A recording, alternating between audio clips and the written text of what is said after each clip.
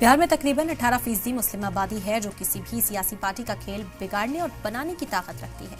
रियासत में 243 असेंबली सीटों में से करीब 48 सीटें ऐसी हैं जहां पर मुस्लिम वोट हर जीत तय करते हैं। इन सीटों पर मुस्लिम आबादी 20 से 40% है या फिर उससे ज्यादा भी है। इन्हीं मुस्लिम वोट पर बिहार की सभी सियासी पार्टियों की नजर है। सीएम नीतीश कुमार ने पटना में अल्पसंख्यक संवाद किया तो उधर लालू तेजस्वी ने भी गुज़िश्ता रोज साबिक एमपी शहाबुद्दीन की अहलिया हिना शहाब को आरजेडी माइनॉरिटी सेल का नायब सदर बनाकर बड़ा सियासी दांव खेला। दूसरी जानिब जनसुराज के फाउंडर प्रशांत किशोर भी लगातार मुसलमानों को साधने में लगे हुए हैं। इस रिपोर्ट में देखिए।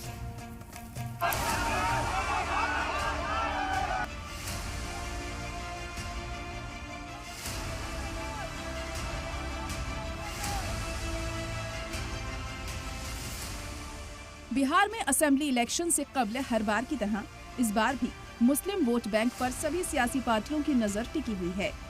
बिहार के इस चौथे सबसे बड़े वोट बैंक को रिझाने में सभी सियासी पार्टियां जुट गई हैं।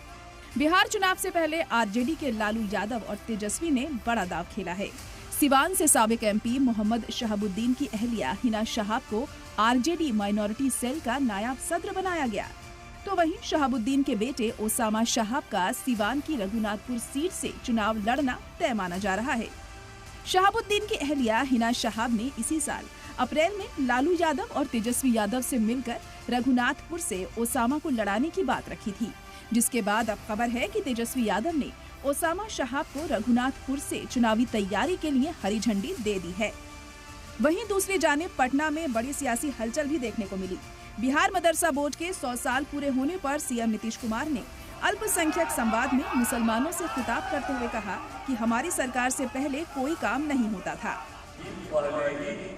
सरकार में कुछ नहीं था, हम लोगों की जब सरकार बनी उसके बाद हम लोगों ने काम करना शुरू किया और उसके पहले कोई काम करता था कितना बुरा हाल था, कुछ काम नहीं किया, बुरा हाल था। और हम लोगों को 24 नवंबर 2005 को एनडीए की सरकार बनी, तब से हम लोग बिहार के विकास में लगे हुए हैं और राज्य में काम करा रहे हैं।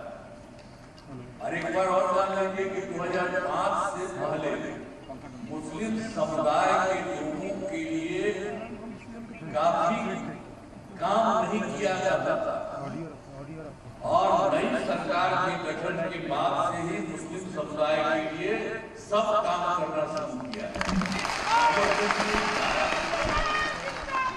अब पहले इतना हिंदू मुस्लिम झगड़ा होता था। इतना ही नहीं, नीतीश कुमार मुसलमानों की भीड़ देखकर मौका गंवाना नहीं चाहते थे, इसीलिए मंच से ऐलान किया कि कहीं कोई दिक्कत हो तो हमें तुरंत बताइए।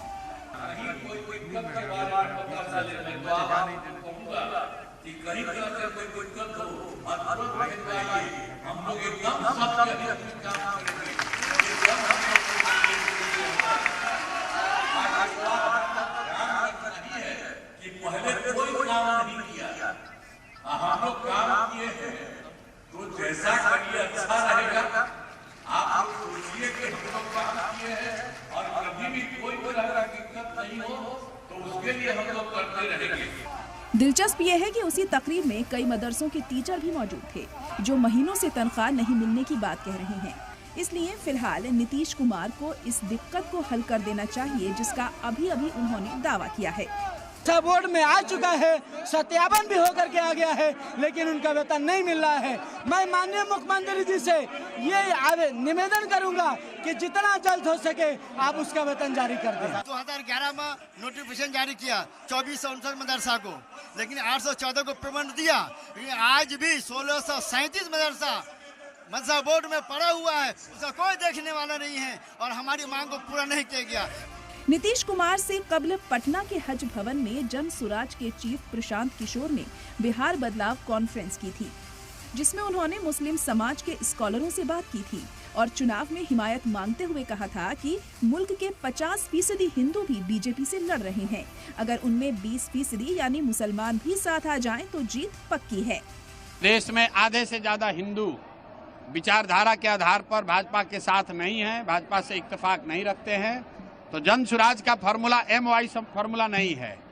जन स्वराज का फॉर्मूला ये है कि जो भी हिंदू जो आधे से ज्यादा हैं, जो विचारधारा के आधार पर गांधी, बाबा साहब अम्बेडकर, लोहिया, जयप्रकाश विचारधारा के मानने वाले हिंदू जो भाजपा से लड़ रहे हैं, वो मुसलमानों के साथ मिलकर सामाजिक राजनीतिक गठजोड़ बनाएं। और अगर ऐसा होगा तो हम लोग MOI की संख्या है 30, लेकिन जो समीकरण जन स्वराज का है उसमें संख्या होगी 60, भाजपा हो जाएगा 40 और हम लोग इनको बुरी तरह हराएंगे। इससे कबल प्रशांत किशोर बिहार की 243 सीटों में से 40 मुस्लिम उम्मीदवार उतारने का भी इशारा दे चुके हैं। असदुद्दीन ओवैसी की AIMIM भी मैदान में उतरने वाली है। मुस्लिम अक्सरियत सीमांचल में ओवैसी की मजबूत पकड़ बरकरार है, लेकिन इस बार ओवैसी सीमांचल के बाहर भी कई सीटों पर मुसलमानों का वोट बटोर सकते हैं। बिहार में सभी सियासी पार्टी के लीडर मुसलमानों को सबसे पहले तरजीह मानते हैं। नीतीश कुमार, रामविलास पासवान और लालू यादव की सियासत में तो मुसलमान हमेशा से मरकज में रहे हैं, मगर अब उनकी दूसरी पीढ़ी तेजस्वी और चिराग भी मुसलमानों को साथ लेकर ही अपनी स्ट्रैटेजी आगे बढ़ा रहे हैं। मगर इस मुसलमान सियासत में ओवैसी और प्रशांत किशोर भी सेंधमारी में जुटे हैं। सलाम टीवी के लिए नदीम अहमद की रिपोर्ट।